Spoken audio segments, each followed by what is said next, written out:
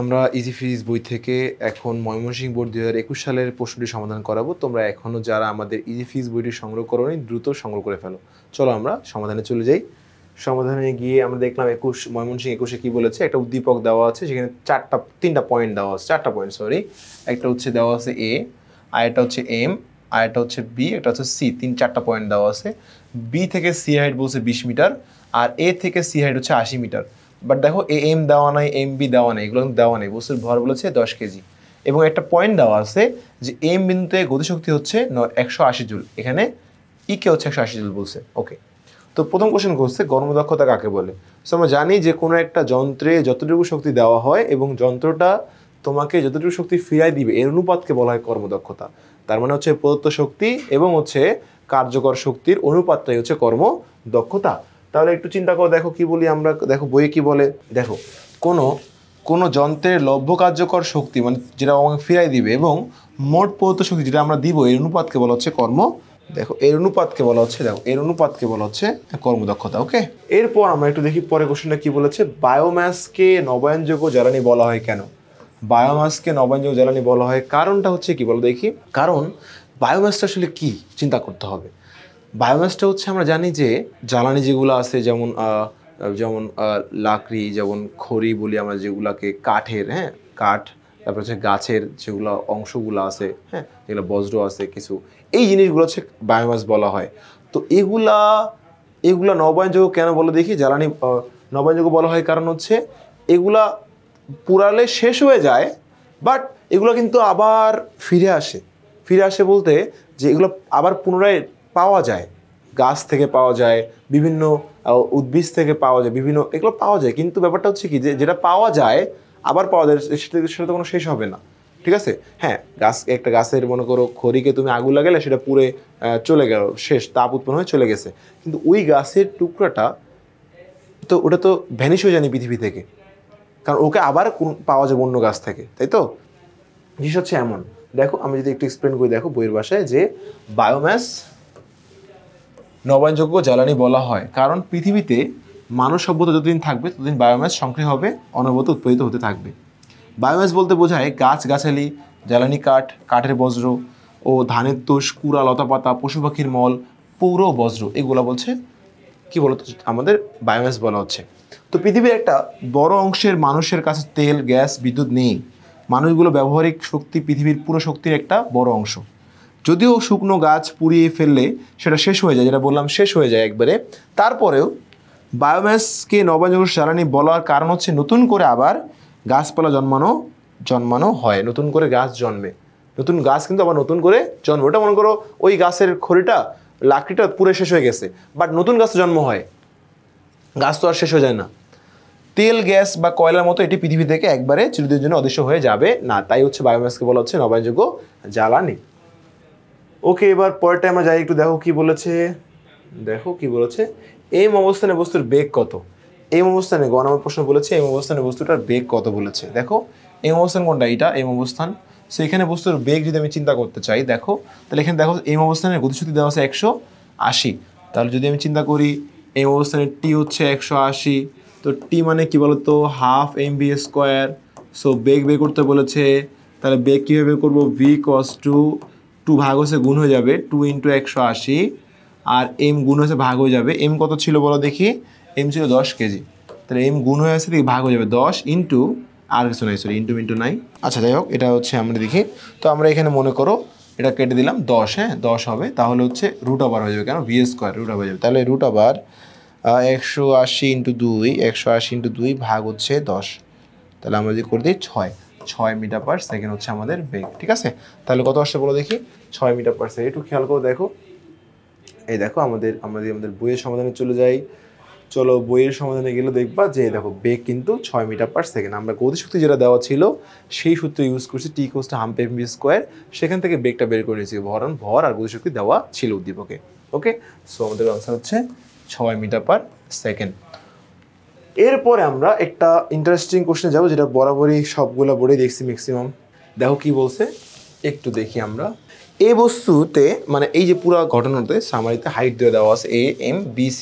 তো বলছে এ অবস্থান থেকে বস্তুকে মুক্তভাবে ছেড়ে দিলে, এখান থেকে ছেড়ে দিলে, মুক্তভাবে তুমি ছেড়ে দাও, বি ও সি বিন্দুতে বস্তুর বিভব শক্তি ও গতিশক্তি পরিবর্তনকে গাণিতিকভাবে ব্যাখ্যা করো। তাহলে বি অবস্থানে গতিশক্তি বিভব শক্তি বের করতে হবে, হ্যাঁ, এবং সি অবস্থানে গতিশক্তি বিভব শক্তি বের করতে হবে। সো এখন দেখো আমরা যদি এই যে এই অবস্থানটা কী বলতো, এইটা কি 60 মিটার, কেন বুঝলেন? এই যে এটা দিয়ে 20 হয়, এটা 60 হয়, পুরোটা 80। তাহলে এখন বি বিন্দুতে গতিশক্তি বের করতে হবে এবং বিভব শক্তি বের করতে হবে, সি বিন্দুতে গতিশক্তি এবং বিভব শক্তি বের করতে হবে। তাহলে আমরা যদি একটু চিন্তা করো, দেখো এখানে পরিবর্তন, গতিশক্তি বিভব শক্তি পরিবর্তনটা চেয়েছে।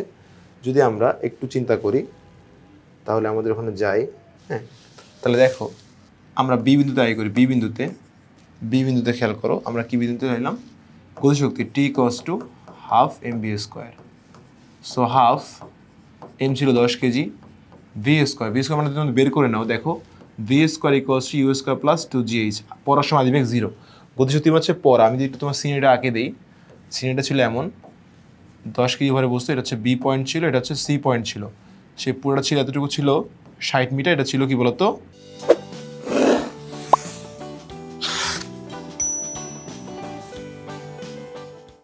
এটা ছিল 20 মিটার, ঠিক আছে। তাহলে এখন দেখো পড়া মানে গতিশক্তিতে হাইট কতটুকু হবে, এই বি পয়েন্ট করতেছি, তাহলে 2 × 9.8 ইন্টু হচ্ছে 60, সরি, হ্যাঁ, কারণ পড়তেছে কত, 60 পর্যন্ত পড়তেছে, ওকে। তাহলে 2 × 9.8 হচ্ছে 60, তাহলে আসবে হচ্ছে 1176, এটা হচ্ছে আমাদের ভি স্কোয়ারের মান। তো এই মানটা এখানে দিই আমরা 1176, তাহলে ইন্টু 10 ইন্টু 0.5 মান আসবে, মান হচ্ছে 588 এত জুল। এটা হচ্ছে গতিশক্তি।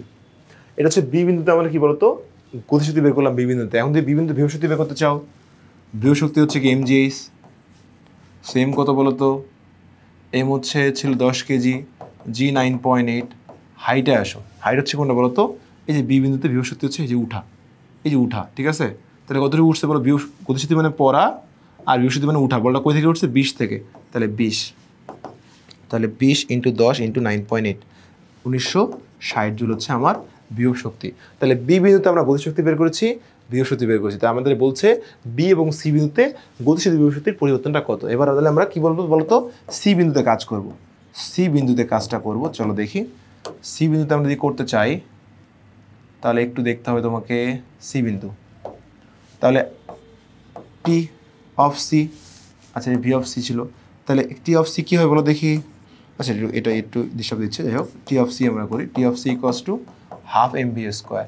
সো হাফ এম হচ্ছে 10 কেজি, ভি স্কোয়ার মানে কি বলতো, ভি স্কোয়ার মানে 2gh, ভি স্কোয়ার মানে 2gh, তাহলে 2 × জি 9.8 হাইট, বলটা কই থেকে পড়ছে বলো, এই সি বিন্দুতে ইকে, দেখো সি বিন্দু আমরা ইকে করতেছি, সি বিন্দুতে কি বলতো ইকে মানে উপর থেকে পড়া, বলটা কই থেকে পড়ছে একবার পুরা, তাহলে 60 আর 20 হতো 80 থেকে পড়ছে। তাহলে দেখো 0.5 × 10 × 2 × 9.8 ইন্টু হচ্ছে 80, মানে হচ্ছে 7840 জুল। এখন যদি ভি করি, ভি অফ সি 0, কেন 0, mgh শেষ বিন্দু হাইট কত বলো তো 0, তাহলে পরিবর্তন কি বলেছে দেখো, তাহলে গতিশক্তি ছিল বিতে 5880, সিতে হয়ে গেছে 7840। তাহলে এইখানে দেখো, তাহলে এই ছিল গতিশক্তি এবং বিভব শক্তি আমাদের পরিবর্তনগুলো, প্রত্যেকটা পয়েন্টে গতিশক্তি বিভব শক্তি পরিবর্তন হয়ে গেছে। কিন্তু মোট শক্তির কথা বলেনি, আমি মোট শক্তিতে যাবো না, জন্য আমরা মোট শক্তি বললে আমরা মোট শক্তি যোগ করে দিতাম। তাহলে প্রশ্ন দেখো কি বলেছে হচ্ছে যে এই অবস্থান থেকে বস্তুটি মুক্ত হবে ছেড়ে দিলে বি ও সি বিন্দুতে বস্তুটির বিভব শক্তি ও গতিশক্তির পরিবর্তনকে গাণিতিকভাবে ব্যাখ্যা করো।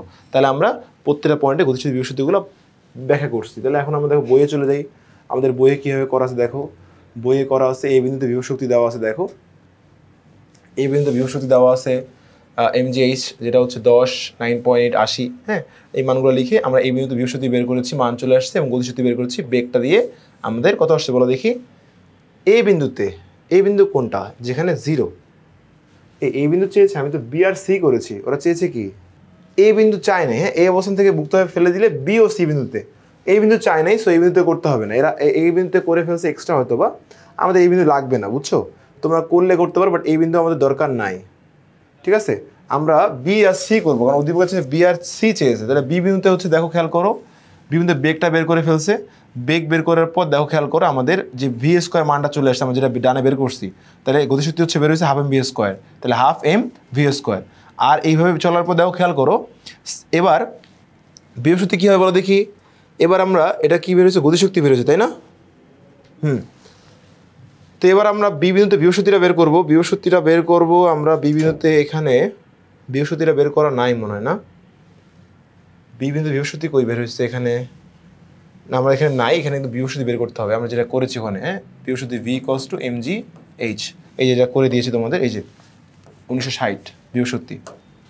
এবার সেম কাজটা করতে হবে সি বিন্দুতে।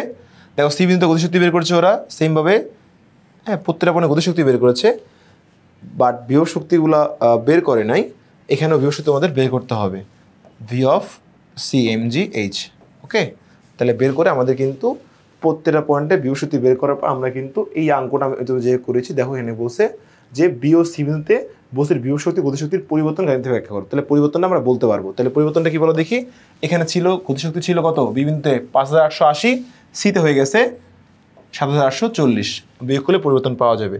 আর বিভব শক্তি হচ্ছে সিতে ছিল, বিতে ছিল কত?